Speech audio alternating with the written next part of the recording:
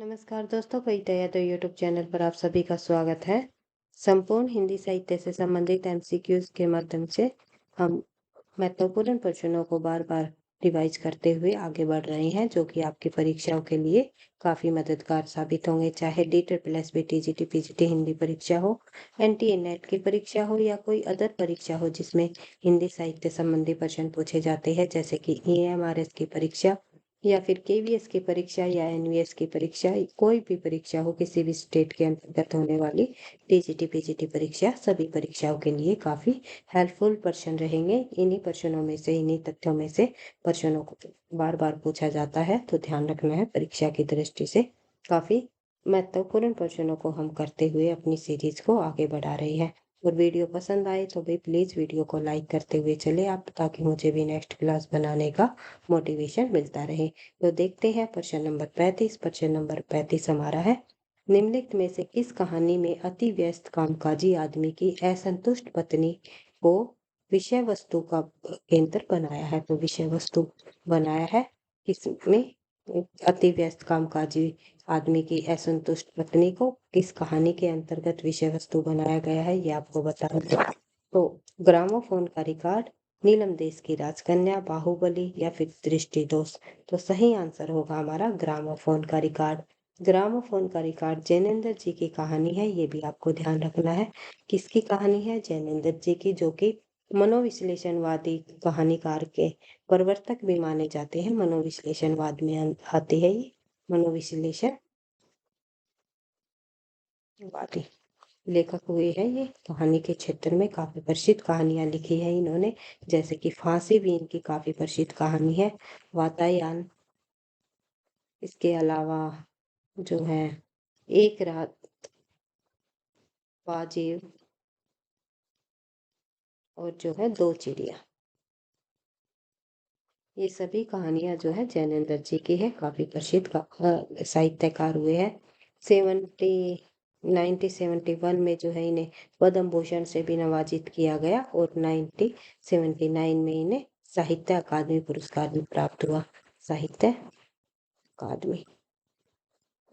सभी तथ्य आपको इनसे संबंधित ध्यान रखने हैं, याद रखने हैं। सुनीता त्यागपत्र और सुखदा नामक इनके द्वारा लिखे गए उपन्यास भी रहे हैं, काफी प्रसिद्ध उपन्यास भी इन्होंने लिखे हैं।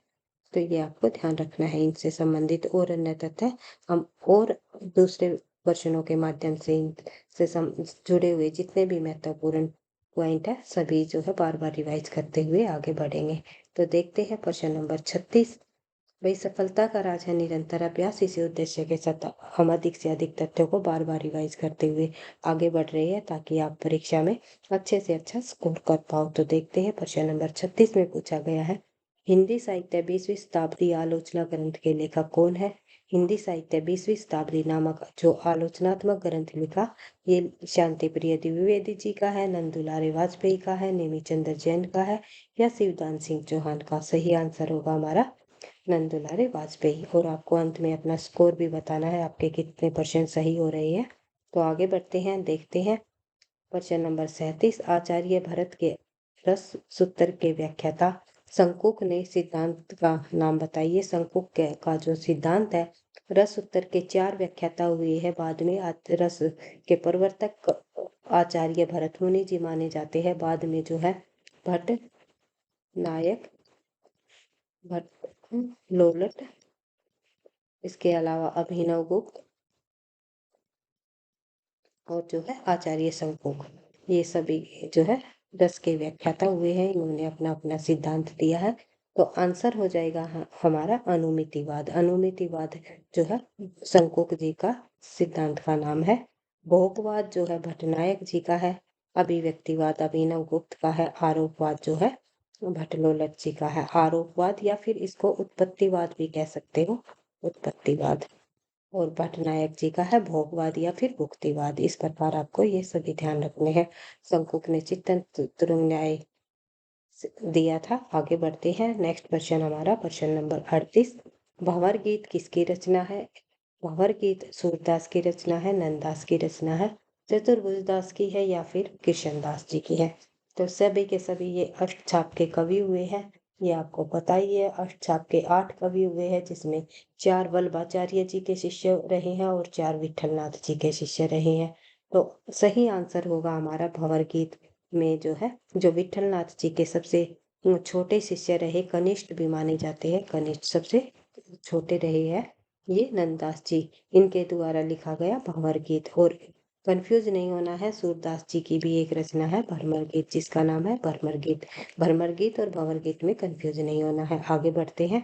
नेक्स्ट क्वेश्चन हम देखते हैं, हिंदी का आदि कवि किसे कहा जाता है? हिंदी का आदि कवि अर्थात हिंदी का प्रथम कवि कौन सा माना गया है? सर्वमान्य तौर पर जो है सरहप्पा जी का नाम आता है हिंदी का आदि कवि, जो कि एक सिद्ध कवि रहे हैं, 8वीं शताब्दी के कवि रहे हैं। इसके अलावा अलग अलग विद्वानों ने हिंदी का प्रथम कवि अलग अलग माना है। स्वयंभू को माना है राम कुमार वर्मा ने, पुष्यदंत को माना है शिव सिंह सेंगर ने, अब्दुल रहमान को माना है हजारी प्रसाद ने। पुष्यदंत को माना है शिव सिंह सेंगर ने। तो ये आपको ध्यान रखना है। स्वयंभू को आपको बताइए राम कुमार वर्मा ने हिंदी का प्रथम कवि माना है। और सरहप्पा को माना गया है सर्वमान्य तौर पर। और अगर विद्वान का नाम पूछ लिया जाए तो राहुल सांस्कृत्यायन जी का नाम आएगा। राहुल सांस्कृत्यायन। तो ये आपको ध्यान रखना है। आगे बढ़ते हैं। नेक्स्ट क्वेश्चन है हमारा, प्रभुजी चितहई पुनि चितौ मही राजत लोचन लोल खेलत मन सिज मीन जुग जनु विधु मंडल डोल। तो पंक्तियां किस रचनाकार की है ये आपको बताना है। तो तुलसीदास, कबीरदास, दादू दयाल या फिर रहीमदास जी। तो आंसर होगा हमारा तुलसीदास। ये प्रसिद्ध पंक्तियां तुलसीदास जी की है। ध्यान रखना है, पंक्तियों संबंधी भी और कथन संबंधी भी प्रश्न काफी परीक्षाओं में पूछे जाते हैं। सरस्वती पत्रिका का प्रकाशन वर्ष क्या रहा? सरस्वती पत्रिका का प्रकाशन वर्ष पूछा गया है 1843, 1900 ईस्वी, 1902 ईस्वी या 1903 ईस्वी। तो आंसर होगा हमारा 1900 ईस्वी। 1900 ईस्वी में सरस्वती पत्रिका का प्रकाशन 1900 ईस्वी सरस्वती पत्रिका का प्रकाशन वर्ष रहा। और जो है 1903 में महावीर प्रसाद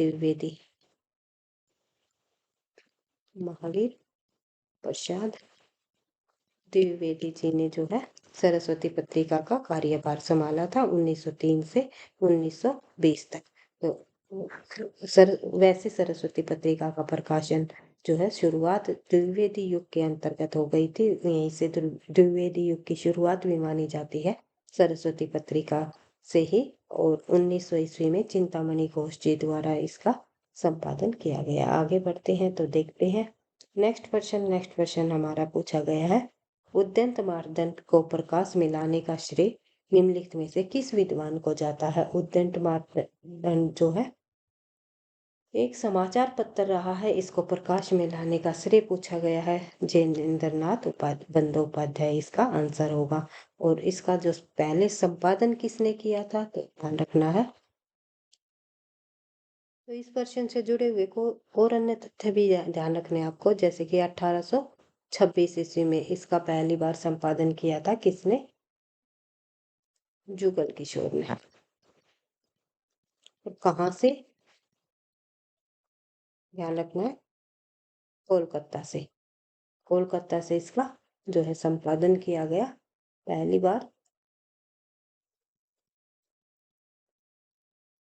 और कई बार जो है डेट भी पूछ लेते हैं, 23 मई। इसी दिन जो है हिंदी पत्रकारिता का दिवस भी मनाया जाता है। इसके अलावा आप इससे संबंधित अगर और याद रख सकते हो तो ये भी पूछा जा सकता है, ये किस वार शुरू किया था? हर जो है मंगलवार को निकलता था। साप्ताहिक रूप से निकाला गया था पहले ये, फिर बाद में मासिक रूप से भी निकाला जाने लगा था। साप्ताहिक रूप से निकलता था मंगलवार के दिन। ये आपको ध्यान रखना है। और आगे बढ़ते हैं। कई बार उद्यंत मार्तंड का अर्थ भी पूछ लेते हैं, भाई इसका अर्थ क्या है? तो इसका अर्थ है समाचार सूर्य। समाचार सूर्य जो है इसका अर्थ है। तो ध्यान रखना है। आगे बढ़ते हैं। नेक्स्ट क्वेश्चन हम देखते हैं। नेक्स्ट क्वेश्चन में पूछा गया है मगही किस देश हिंदी प्रदेश की बोली है। तो मगही जो है बिहार के अंतर्गत बोली जाने वाली बोली है। हिंदी प्रदेश बिहार की बोली है मगही। मगही मैथिली, मगही और भोजपुरी ये सभी बिहार की बोलियां हैं। आगे बढ़ते हैं। नेक्स्ट क्वेश्चन हम देखते हैं प्रश्न नंबर 44। जन्मेजय का नागयज्ञ नाटक के रचनाकार कौन है। जन्मेजय का नागयज्ञ नामक नाटक जो है किसके द्वारा लिखा गया, ये आपको बताना है। राम कुमार वर्मा का नाटक है या फिर उपेंद्र नाथ जी का है या जयशंकर प्रसाद का है या फिर सेठ गोविंद दास का है। जन्मेजय का नागयज्ञ जो है जयशंकर प्रसाद जी की रचना है, ये आपको ध्यान रखनी है। जयशंकर प्रसाद जी द्वारा लिखा गया काफी प्रसिद्ध नाटक है। जयशंकर प्रसाद नाटक के क्षेत्र में काफी प्रसिद्ध साहित्यकार हुए हैं। इसके अलावा बढ़ते हैं आगे। नेक्स्ट क्वेश्चन है हमारा प्रश्न नंबर 45। मुकुल नामक कविता संग्रह किस रचनाकार की है। तो महादेवी वर्मा जी की है, माखनलाल चतुर्वेदी की है, रामेश्वर शुक्ल अंचल जी की है या सुभद्रा कुमारी चौहान जी की है। मुकुल नामक जो कविता संग्रह है ये सुभद्रा कुमारी चौहान जी की प्रसिद्ध कविताएं रही है। काफी प्रसिद्ध लेखिका हुई है सुभद्रा कुमारी चौहान जी। ये संस्कृत धारा की कवित्री रही है। नेक्स्ट क्वेश्चन हमारा प्रश्न नंबर 46। कुंदन को रंग फीको लगे झलके अति अंगी चारु गोराई, ये पंक्ति किसकी है। तो रीतिकाल के प्रसिद्ध कवि मतीराम जी की ये पंक्ति है, ध्यान रखना है। काफी बार परीक्षाओं में पूछी जाती है, इंपॉर्टेंट है परीक्षा की दृष्टि से। ए लड़की किसकी रचना है। ए लड़की नामक जो रचना है वो किसकी है, तो आपको बताना है। मैत्री पुष्पा, ममता कालिया या फिर जो है मनु भंडारी या कृष्णा शोभती।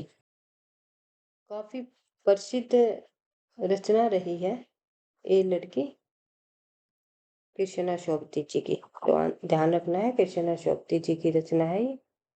इसके अलावा ये किस विधा की रचना है, ये भी पूछा जा सकता है परीक्षा में। ए लड़की जो है कृष्णा शोभती की कहानी विधा की रचना है। और कृष्णा शोभती जी की काफी प्रसिद्ध रचनाएं रही है जो कि बार बार परीक्षाओं में पूछी जाती रही है। जैसे कि एक सेकेंड भाई, जैसे कि तीन पहाड़,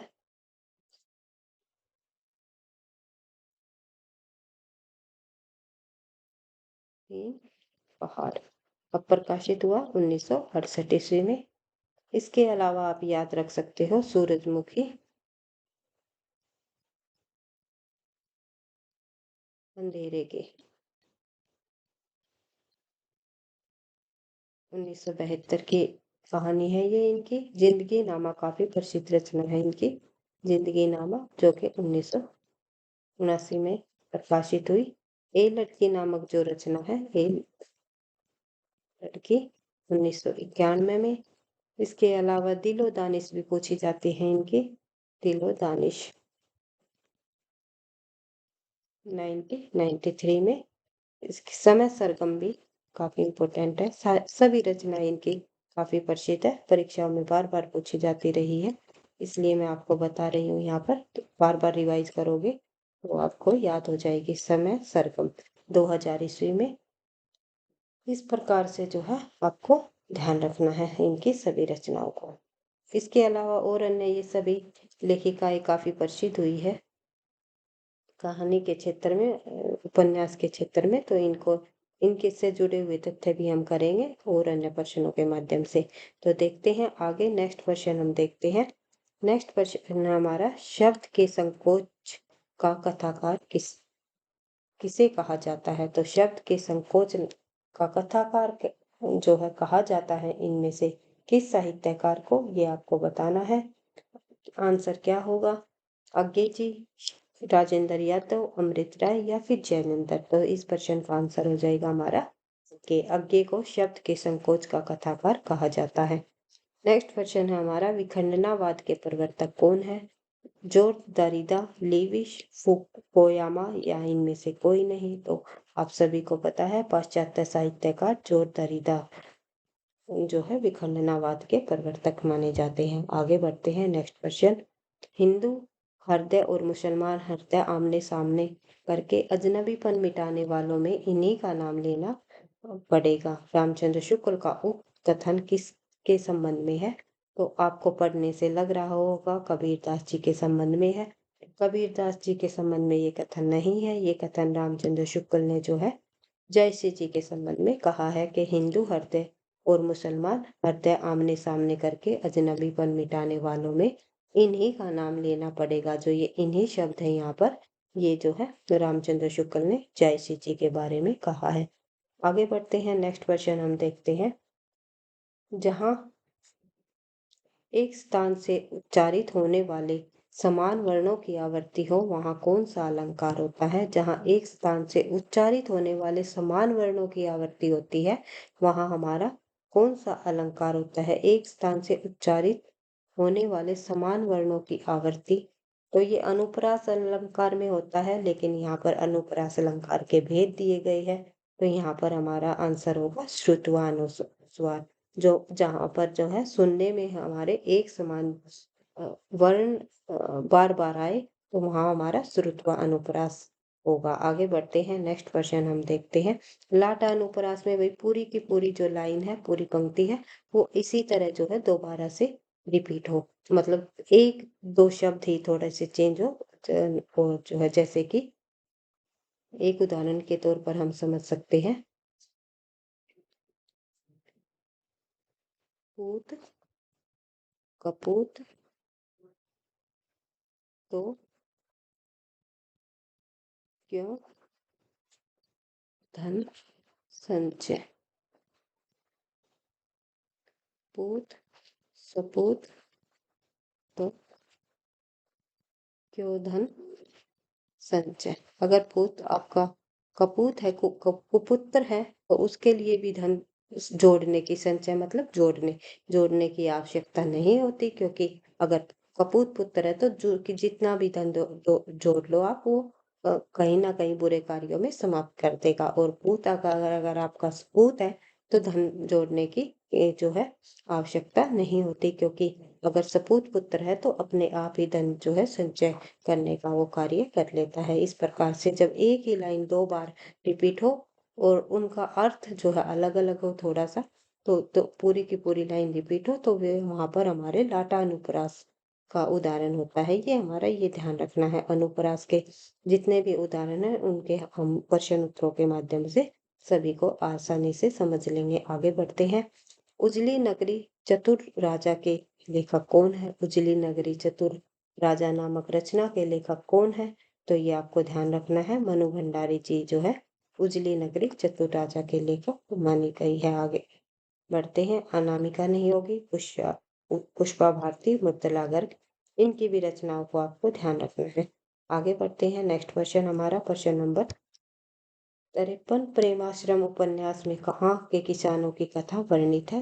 प्रेमचंद जी द्वारा लिखा गया प्रेमाश्रम उपन्यास में जो है कहाँ के किसानों की कथा को वर्णित किया गया है, ये पूछा गया है।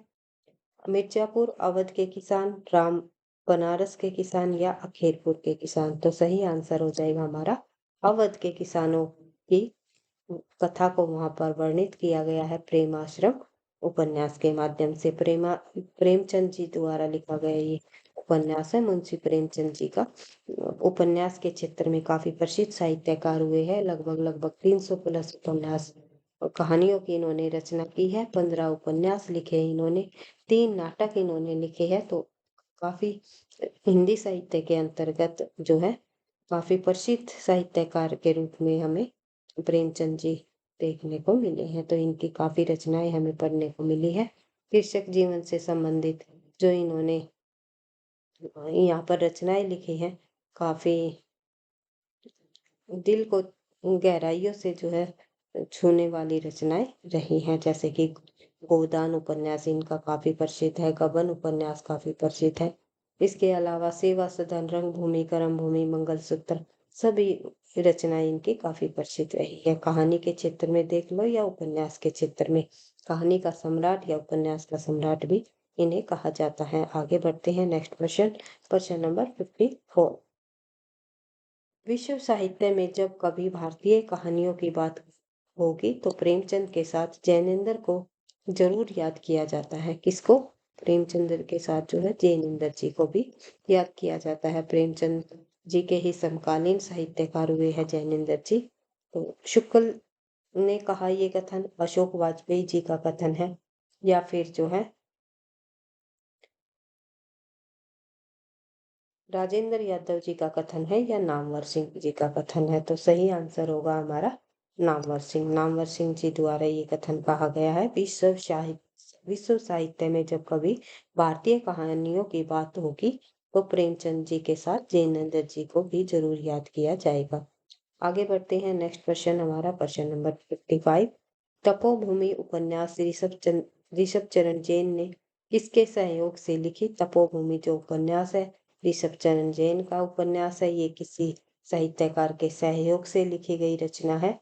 जैसे कि खादी और फूल नामक रचना किन दो साहित्यकार की रचना है? बच्चन जी और सुमित्रानंदन पंत जी की रचना है। इसी प्रकार तपोभूमि उपन्यास भी ऋषभ चंद्र जैन और जो है किस अन्य साहित्यकार द्वारा लिखा गया उपन्यास है? तो आंसर होगा हमारा अज्ञे जी द्वारा, राजेंद्र यादव अमृतसर राय या फिर जो है सॉरी भाई अमृत राय या फिर जैनेंद्र जी।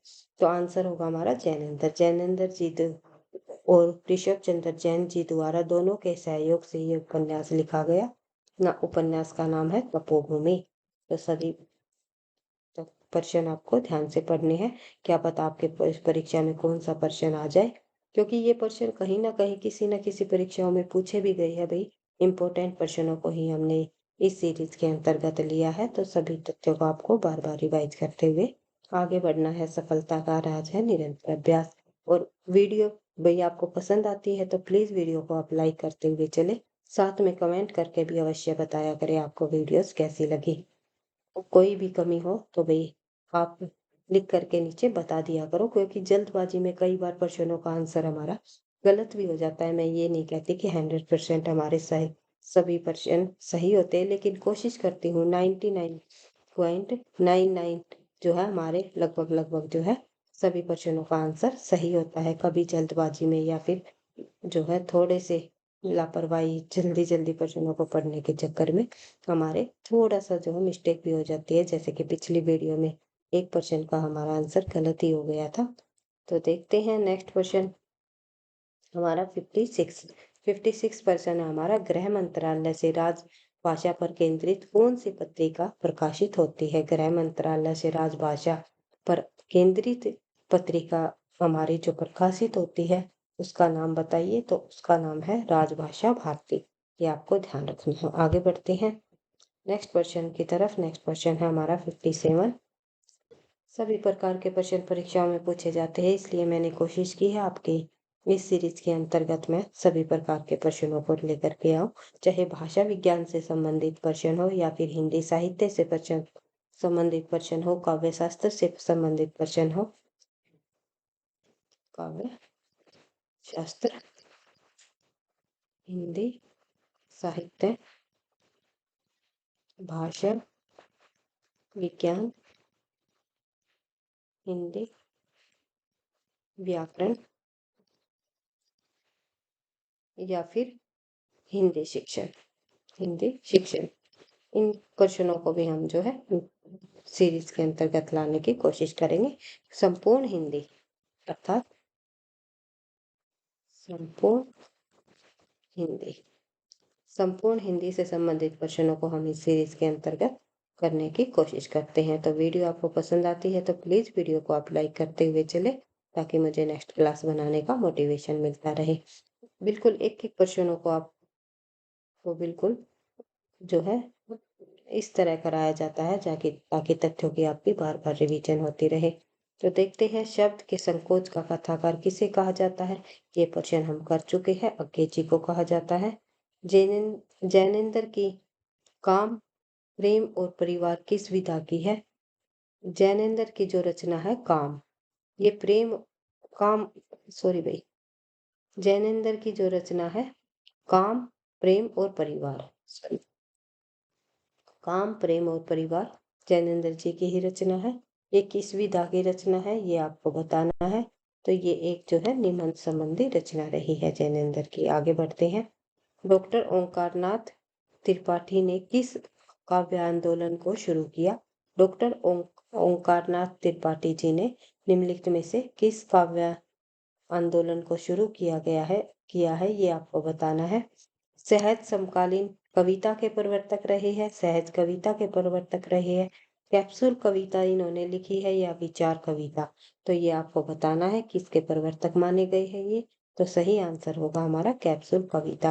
कैप्सूल कविता के प्रवर्तक माने गए हैं, जो है काव्य आंदोलन की शुरुआत की गई है कैप्सूल कविता की डॉक्टर ओंकारनाथ त्रिपाठी ने। समकालीन कविता के प्रवर्तक, सहज कविता के प्रवर्तक और विचार कविता के प्रवर्तक आप कमेंट बॉक्स में लिख करके आंसर दे सकते हो। आगे बढ़ते हैं। नेक्स्ट क्वेश्चन हमारा है, इनमें से कौन सा आचार्य अलंकार संप्रदाय से सम्मिलित नहीं है?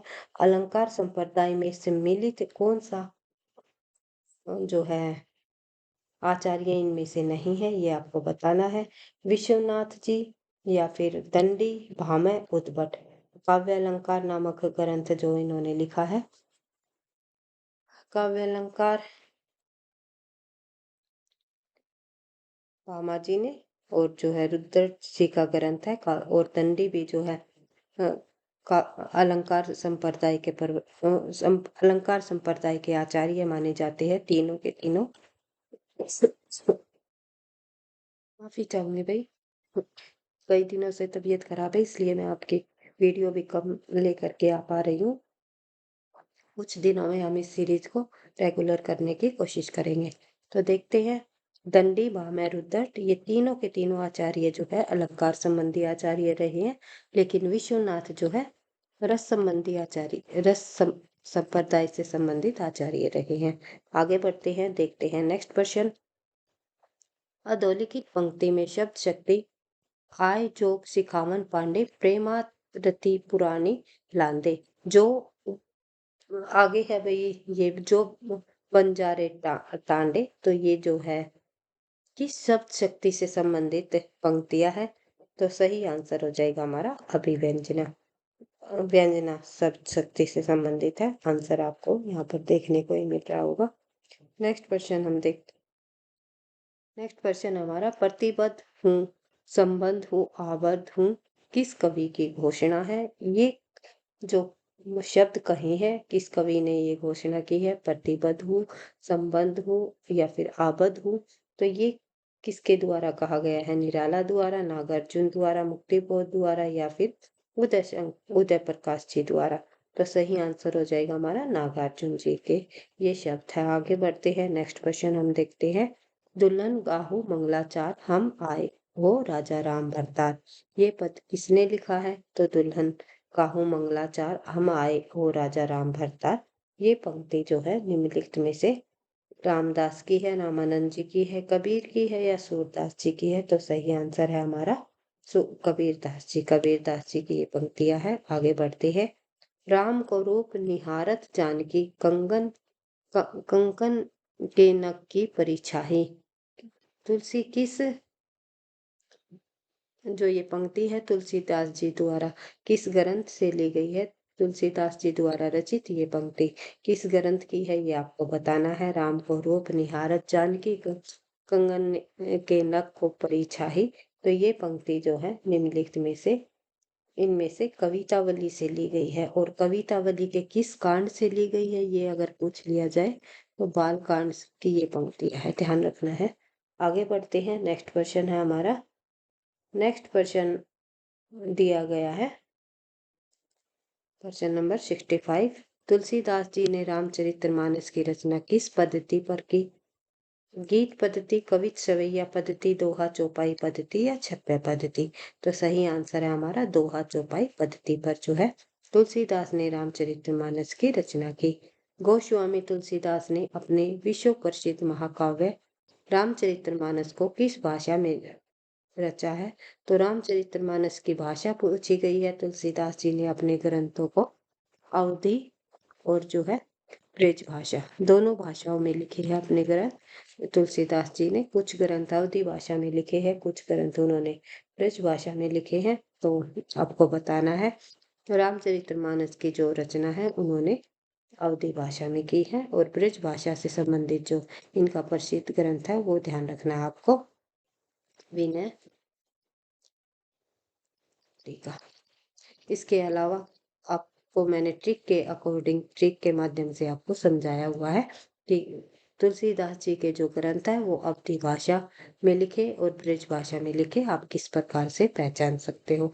जहां पर जो है वह शब्द दिखाई दे रचना में, जैसे वली शब्द दिखाई दे, वे सभी रचनाएं ब्रज भाषा की है।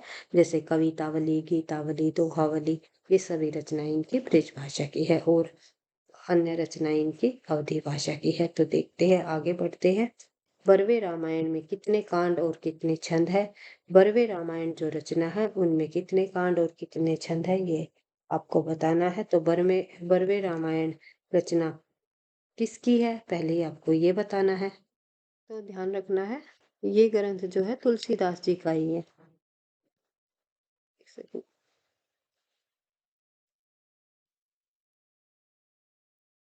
इसे नहीं चल रही। तुलसीदास जी का ही ग्रंथ है ये बरवे रामायण। ये इनका एक लघु ग्रंथ माना जाता है, ये भी ध्यान रखना है, लघु ग्रंथ रहा है। इसके अलावा इसमें 7 कांड और 69 छंद है, 69 छंद और 7 कांड है इसमें। इसके अलावा आप याद रख सकते हो, इसको लिखने का जो कार्य है तुलसीदास जी ने रहीम के आग्रह पर किया था, ये कहने पर ये ग्रंथ इन्होंने बरवे रामायण की रचना की थी तुलसीदास जी ने। बढ़ते हैं आगे, नेक्स्ट क्वेश्चन में पूछा गया है, निम्नलिखित रचनाओं को आरोही क्रम में व्यवस्थित कीजिए। बीजक, पद्मावत, विनय पत्रिका या मृगावती। इन रचनाओं को हमें जो है सही क्रम के अनुसार हमें लगाना है। तो ध्यान रखना है, सही आंसर हो जाएगा हमारा सी, क्योंकि बीजक जो रचना है ये कबीरदास जी की रचनाओं का संग्रह है। पहले आएगा, फिर आएगा मृगावती, क्योंकि मृगावती का प्रकाशन वर्ष 1503 माना जाता है। कुतुबन की रचना है ये। और पद्मावत 1540 जो है जयसी जी की रचना है। उसके बाद तुलसीदास जी की रचना विनय पत्रिका आएगी। आगे बढ़ते हैं नेक्स्ट क्वेश्चन की तरफ। नेक्स्ट क्वेश्चन में पूछा गया है हमारा, अपभ्रंश साहित्य का आरंभ, एक सेकंड भाई, अपभ्रंश साहित्य का आरंभ कब से कब तक जारी रहा। तो अपभ्रंश साहित्य का आरंभ हमें बताना है कब से कब तक माना जाता है। 8वीं शताब्दी से 13वीं शताब्दी तक जो है अपभ्रंश साहित्य का आरंभ माना जाता है। आगे बढ़ते हैं, हिंदी शब्द, एक सेकंड भाई, यहाँ पर हमारे आंसर ठीक हो रखे हैं।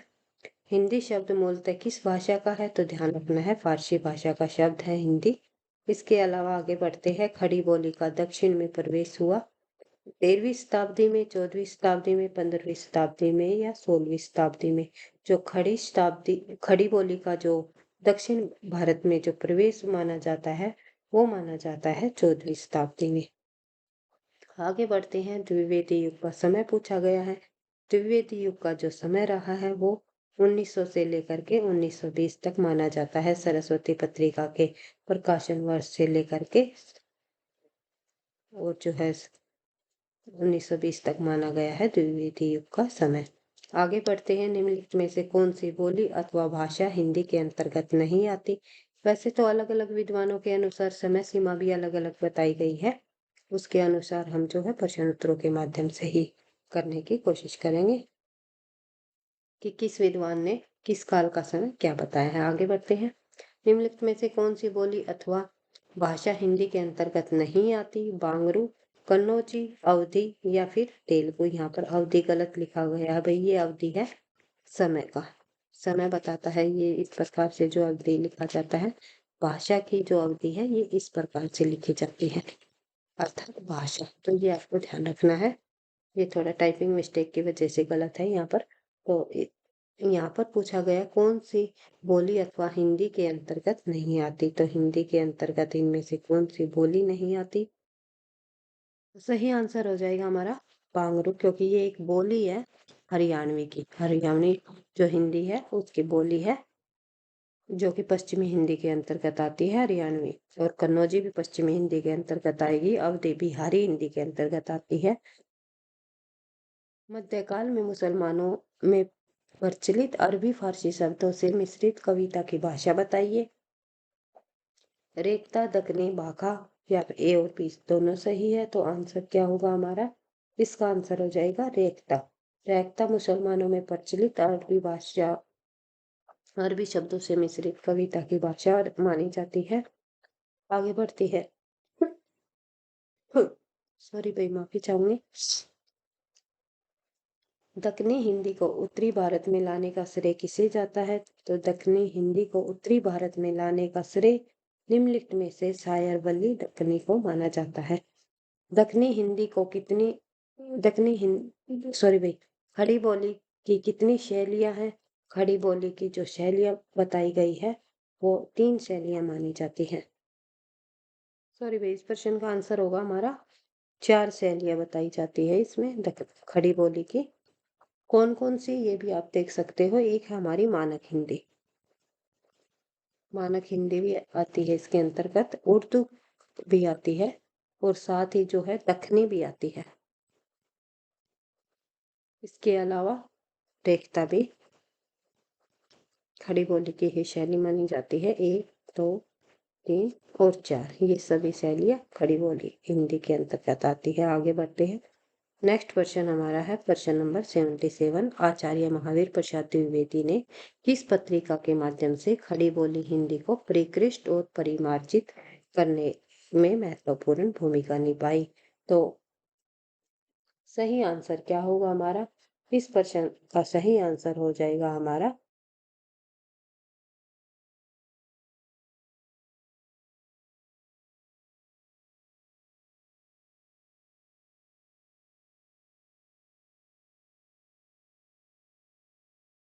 सरस्वती पत्रिका।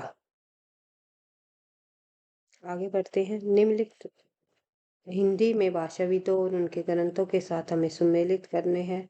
शायद ये प्रश्न हम कर चुके हैं।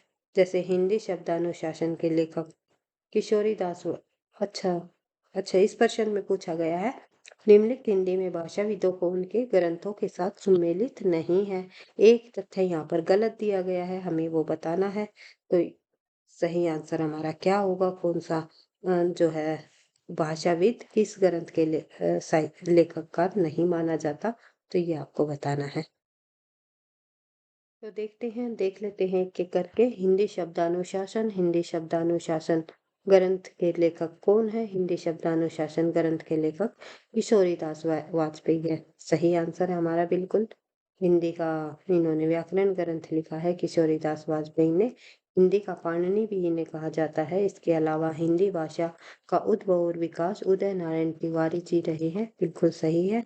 हिंदी भाषा का उद्भव और विकास उदय नारायण तिवारी जी की रचना है। हिंदी व्याकरण के रचनाकार कामता प्रसाद गुरु रही है। हिंदी भाषा और समाज राम कुमार वर्मा जी नहीं है भाई, इसका होगा रामविलास शर्मा। रामविलास शर्मा, ना कि राम कुमार वर्मा। तो ये आपको ध्यान रखना, आंसर होगा हमारा डी, क्योंकि ये प्रश्न हम मिलान के तौर पर पहले भी कर चुके हैं। तो ध्यान रखना है, नहीं पूछा हुआ है यहाँ पर। आगे बढ़ते हैं। मुंडा भाषा परिवार का क्षेत्र है। मुंडा किस भाषा परिवार का क्षेत्र है, ये आपको बताना है। तो छोटा नागपुर का क्षेत्र रहा है मुंडा। आगे बढ़ते हैं। Next question. किसने कहा था इंग्लैंड जाने को लैटिन सेक्शन या फ्रेंच के बदले अंग्रेजी सीखनी चाहिए, वैसे ही भारत में आने वालों को अरबी या संस्कृत के बदले हिंदुस्तानी सीखनी चाहिए? ये कथन जो है टॉम्स रोबक का रहा है। कथन संबंधी भी काफी बार परीक्षा में प्रश्न पूछ लेते हैं। आम बोलचाल की महाभाषा किसने कहा? आम बोलचाल की महाभाषा किसने नाम दिया है? तो आम बोलचाल की महाभाषा कहा है जॉर्ज ग्रियर्सन ने। जॉर्ज ग्रियर्सन ने आम बोलचाल की महाभाषा, जॉर्ज ग्रियर्सन जी का ये कथन है आम बोलचाल की महाभाषा। आगे बढ़ते हैं। नेक्स्ट क्वेश्चन हमारा। यह प्रस्ताव किसने पारित किया कि प्रतिवर्ष छह छह दक्षिण भारतीय युवक हिंदी सीखने को प्रयाग भेजे तथा 6 उत्तर भारतीय युवक को दक्षिणी भाषाएं सीखने दक्षिण भारत में भेजा जाए? तो ये कथन किसके द्वारा कहा गया है? कि प्रतिवर्ष जो है 6 भारतीय युवक को, दक्षिणी भारतीय युवक को जो है सीखने को प्रयाग भेजा जाए, हिंदी सीखने के लिए प्रयाग भेजा जाए, और उत्तरी भारतीय युवक को ही दक्षिणी भाषाएं सीखने के लिए दक्षिण भेजा जाए। ये कथन कहा है महात्मा गांधी जी द्वारा कि प्रस्ताव पारित किया जाए कि प्रत्येक वर्ष 6 दक्षिण जो भारतीय युवक है उनको हिंदी सीखने के लिए प्रयाग में भेजा जाए। कहाँ पर? प्रयाग भेजा जाए। और 6 उत्तर भारतीय युवकों को दक्षिण भाषाएं सीखने के लिए दक्षिण भारत भेजा जाए। तो महात्मा गांधी जी द्वारा ये कथन कहा गया। वर्धा राष्ट्रभाषा प्रचार कब स्थापित किया गया? तो ये आपको बताना है। समय रहा है 1936, और ये भी महात्मा गांधी जी द्वारा ही जो है स्थापित किया गया था। आगे बढ़ते हैं। नेक्स्ट क्वेश्चन है हमारा, सही युग्म चुनिए। एक तरफ यहाँ पर दिए गए हैं वही कुछ कथन, तो वे हमें बताने हैं। सही कथन कौन कौन से हैं? ब्रह्म समाज की स्थापना 1828 ईस्वी में राजा राम मोहन द्वारा की गई, बिल्कुल सही कथन है ये। सनातन धर्म भाषा की स्थापना 1895 में पंडित दीनदयाल शर्मा द्वारा की गई, ये कथन भी बिल्कुल सही है।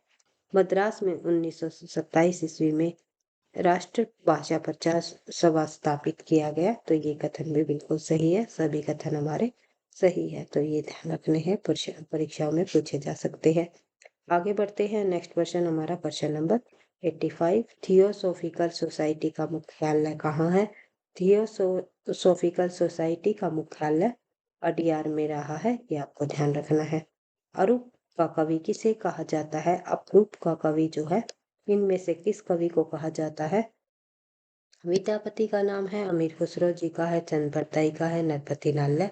तो आंसर हो जाएगा हमारा विद्यापति। विद्यापति को काफी उपाधियां प्राप्त हुई है, अलग अलग नामों से बुलाया जाता है। कवि कंठाभरण, अभिनव जयदेव आदि नामों से भी इन्हें जाना जाता है। अपरूप का कवि भी इन्हें कहा गया है, तो ध्यान रखना है। हाचरज देखे सुने विस्मय बाढ़त चित पंक्ति है, तो ये पंक्ति किसकी है? ये पंक्ति जो है भिखारी दास जी द्वारा लिखी गई है, ध्यान रखना है। नेक्स्ट क्वेश्चन हम देखते हैं, आंसर होगा हमारा ए, भिखारी दास। इसके अलावा आगे बढ़ते हैं। नेक्स्ट क्वेश्चन हमारा, भोलानाथ तिवारी के अनुसार हिंदू शब्द का हिंदू शब्द का जो प्रथम प्रयोग है किस कीर्ति में मिलता है? भोलानाथ तिवारी के अनुसार हिंदू शब्द का प्रथम प्रयोग निम्नलिखित में से जफरनामा में मिलता है, खालिक बारी में मिलता है, निश्चित चूर्णी में मिलता है, या हिंदुक में मिलता है? तो आंसर होगा हमारा सी, निश्चित चूर्णी। तो ये है भोलानाथ तिवारी के अनुसार। कोई भी प्रश्न डाला जा सकता है, ध्यान रखना है। थोड़े डेप्थ प्रश्नों को भी हम कर रहे हैं। साहित्यिक अपभ्रंश को पुरानी हिंदी किसने कहा? साहित्यिक अपभ्रंश को पुरानी हिंदी कहने वाले इनमें से विद्वान कौन रहे हैं? आंसर हो जाएगा हमारा, इनमें से जो है अपभ्रंश को पुरानी हिंदी एक विद्वान ने कहा है, चंद्रधर शर्मा गुलेरी ने, और साथ ही राहुल संस्कृत गायन जी का नाम आएगा, चंद्रधर शर्मा गुलेरी। यहाँ पर जो है चंद्रधर शर्मा गुलेरी जी का नाम नहीं है, तो आंसर आप राहुल संस्कृतायन लगाओगे।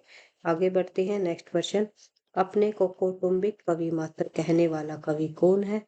अपने को कौटुंबिक कवि मात्र कहने वाला जो कवि है इनमें से कौन है, ये आपको बताना है। हरियोत जी है, मैथिली शरण गुप्त जी है, प्रसाद जी है, या निराला? तो सही आंसर हो जाएगा हमारा मैथिली शरण गुप्त जी। मैथिली शरण गुप्त जी जो है,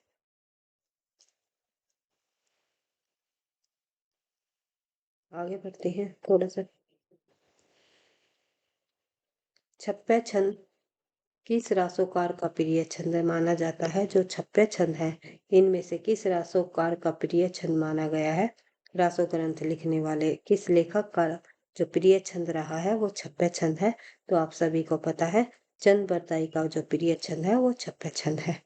आगे बढ़ते हैं। नेक्स्ट क्वेश्चन हमारा क्वेश्चन नंबर 92, आचार्य विश्वनाथ ने निम्नलिखित काव्य शास्त्रीय प्रबंध प्रस्तुत किया गया है। रसगंधा, रस रहस्य, साहित्यिक दर्पण या काव्य शास्त्र। तो सही आंसर क्या होगा? विश्वनाथ ने जो है किस ग्रंथ की रचना की है ये आपको बताना है। काव्य शास्त्रीय प्रबंध प्रस्तुत किया है, तो सही आंसर हो जाएगा हमारा साहित्य दर्पण। साहित्य दर्पण जो है इनका काफी प्रसिद्ध ग्रंथ रहा है विश्वनाथ जी का। नेक्स्ट क्वेश्चन है हमारा, पृथ्वीराज रासो को अप्रमाणिक मानने वाले विद्वान इनमें से कौन है? पृथ्वीराज रासो ग्रंथ को किसी विद्वान ने प्रमाणिक माना है, किसी ने अर्थ प्रमाणिक माना है, तो किसी ने अप्रमाणिक माना है। तो यहाँ पर अर्थ प्रमाणिक मानने वाले ग्रंथकार का नाम पूछा गया है, तो हजारी प्रसाद द्विवेदी ने पृथ्वीराज रासो को अर्थ प्रमाणिक ग्रंथ माना, अर्थात आधा इसे काल्पनिक माना तो आधा इसे ऐतिहासिक माना। इसके साथ ही सुनीति कुमार चटर्जी का भी नाम आता है। सुनीति कुमार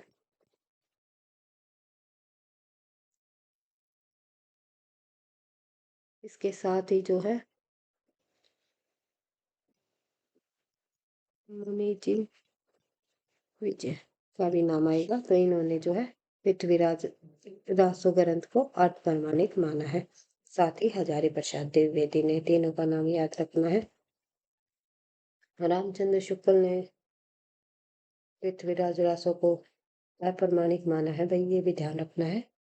आगे बढ़ते हैं, प्रश्न नंबर 94। कौन सा युगम असंगत है? राजा निर्वंशिया कमलेश्वर जी की रचना है, मंत्र प्रेमचंद जी की रचना है, तीसरी कसम फणीश्वर नाथ रेणु की रचना है, परिंदे उपेंद्र नाथ रस की रचना है। तो इस प्रश्न का आंसर हो जाएगा हमारा डी, क्योंकि परिंदे जो रचना है वो निर्मल वर्मा जी की है, ये आपको ध्यान रखना है। इसके अलावा और ये तीनों रचनाएं हमारी बिल्कुल सही है। रचनाकार राजा निर्वंशी या कमलेश्वर, मंत्र प्रेमचंद, तीसरी कसम फणीश्वर नाथ रेणु जी की ये कहानी है। आगे बढ़ते हैं, नेक्स्ट क्वेश्चन। शर्बु नरक ठिकाना नाही किस कवि की रचना है? श्रीधर पाठक, महावीर प्रसाद द्विवेदी, सोहनलाल द्विवेदी या फिर नाथूराम शर्मा। तो सही आंसर हो जाएगा हमारा इस प्रश्न का महावीर प्रसाद द्विवेदी। सब सबहु नरक ठिकाना नाहे जो ये रचना है, ये महावीर प्रसाद द्विवेदी जी की रचना है। आगे बढ़ते हैं, नेक्स्ट क्वेश्चन, प्रश्न नंबर 96। हिंदी साहित्य। तो एक चीज यहाँ पर ध्यान रखना है भाई, एक सेकेंड, यहाँ पर थोड़ा सा टाइपिंग मिस्टेक हुआ है। सरबो नहीं है, ये सरगो नरक ठिकाना नहीं है। एक सरगो, तो ये ध्यान रखना आपको। नरक ठिकाना नहीं महावीर प्रसाद द्विवेदी जी की पंक्ति है ये। और महावीर प्रसाद द्विवेदी, सॉरी भाई, इन्होंने जो है किस नाम से ये रचना लिखी थी, ध्यान रखना है। कल्लू अलहेत, कल्लू अलहेत नाम से जो है इन्होंने ये रचना लिखी थी। तो इसमें इन्होंने सारी सभ्यता का अंधा अनुकरण करने वाले व्यक्तियों पर जो है व्यंग्य कसा है। आगे बढ़ते हैं, नेक्स्ट क्वेश्चन।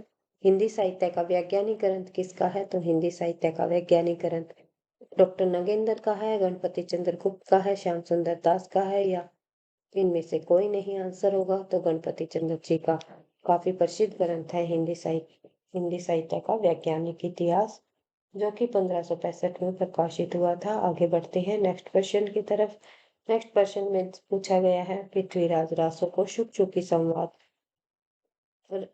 रचित किसने माना? तो सुख सुख संवाद द्वारा रचित ग्रंथ जो है हजारी प्रसाद जी ने माना। तो आगे बढ़ते हैं, नेक्स्ट क्वेश्चन। किस छायावादी कवि नहीं संवाद शैली का सर्वाधिक प्रयोग किया है? किस छायावादी कवि ने, सॉरी भाई पर आएगा, किस छायावादी कवि ने संवाद शैली का सर्वाधिक प्रयोग किया है? तो ये आपको बताना है, किस छायावादी कवि ने संवाद शैली का सबसे ज्यादा प्रयोग किया है। तो आंसर हो जाएगा हमारा इसमें से जयशंकर प्रसाद, सुमित्रानंद पंत, महादेवी वर्मा या सूर्यकांत त्रिपाठी निराला। तो सही आंसर होगा हमारा सूर्यकांत त्रिपाठी निराला। आगे बढ़ते हैं। भारत में संस्कृत माँ, हिंदी बहुरानी और अंग्रेजी नौकरानी। किस विद्वान का कथन है? तो भारत में जो है संस्कृत को माँ का दर्जा दिया गया है, हिंदी को बहुरानी और जो है अंग्रेजी को नौकरानी कहने वाले विद्वान फादर कामिल गुल माने जाते हैं। आगे बढ़ते हैं। Next question. हिंदी सॉरी भाई जिंदगी नामा उपन्यास की लेखिका कौन है? जिंदगी नामा उपन्यास की लेखिका कृष्णा शोभती, शिवानी मृदुलागर या इनमें से कोई नहीं? तो सही आंसर है हमारा कृष्णा शोभती। जिंदगी नामा जो है उपन्यास के लेखिका कृष्णा शोभती जी है। जैसे कि हमने एक क्वेश्चन में और कृष्णा शोभती जी के काफी प्रसिद्ध रचनाएं देखी थी, उपन्यास संबंधी और अन्य उपन्यास इनको जो भी बार बार परीक्षाओं में पूछे जाते हैं। मित्रों मरजानी, इसके अलावा सूरजमुखी अंधेरे के,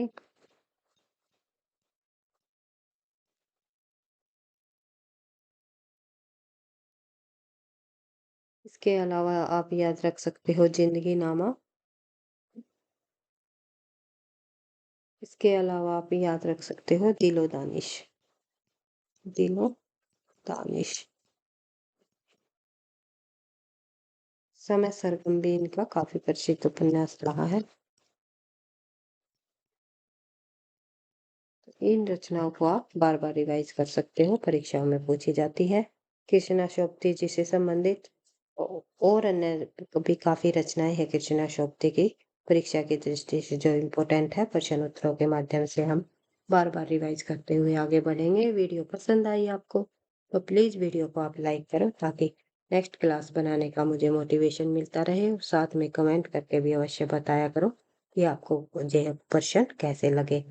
पढ़ते रहना, आगे बढ़ते रहना। मिलते हैं और अन्य महत्वपूर्ण प्रश्नों के साथ नेक्स्ट क्लास में। थैंक यू, धन्यवाद।